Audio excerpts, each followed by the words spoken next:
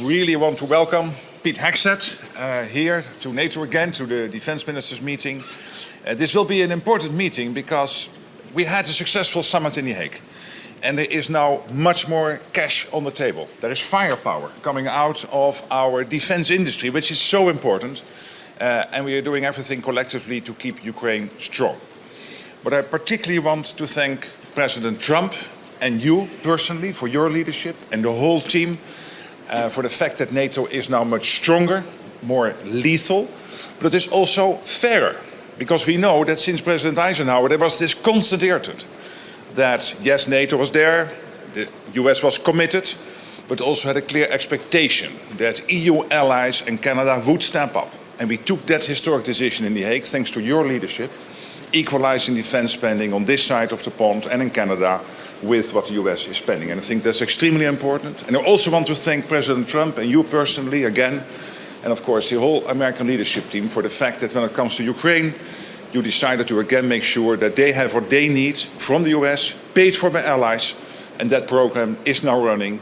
2 billion committed so far, and today I expect many new announcements of countries who will participate. So, all in all, we are making great progress. Again, thank you so much, Pete, for everything you are doing. Mark. It's great to see you. Great to see you. Absolutely. Great to be here. And Mark mentioned it, firepower. That's what is coming, we expect and is coming from NATO. And it was a historic summit just a couple of months ago, brought about by leadership of President Trump to say we need our allies to step up. And they did, and they have, in those commitments. Now those commitments will soon translate into capabilities, which is the most important aspect of it.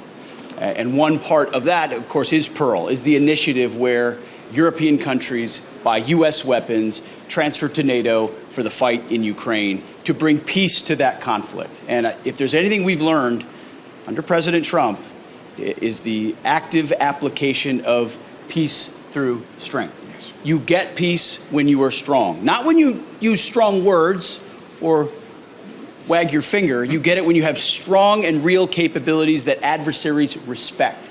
And I believe that's what NATO is doing. I believe that's what the Pearl Initiative is. So our expectation today is that more countries donate even more, that they purchase even more to provide for Ukraine to bring that conflict to a peaceful conclusion. I would also note a historic moment as well for a lot of things to happen, given what the president's been able to do in Gaza and throughout the Middle East. I think the world is seeing that we have a peace president who seeks that peace through standing by those that stand with the United States and stand for peace, which is what we saw there, and I hope we can see in Ukraine. So that's the focus of our efforts. We're going to be strong to bring that about, and thanks for having us. Great. Thank you so much. Thank you so much. See you later today at the Pressers. Good morning, everyone. Good morning, media representatives. Today is an important day after The Hague. The defense ministers of NATO are meeting. Today also have a meeting among the European Union ministers as well. So it once more underlines the importance of cooperating, of synergy between two institutions, between the EU and NATO. It is important that we invest in military industry in Europe, actually to achieve the NATO military targets, capability targets. So that's why investment is crucial. What we have decided in The Hague, it must be also implemented. So the implementation stage is important. Latvia is doing its homework.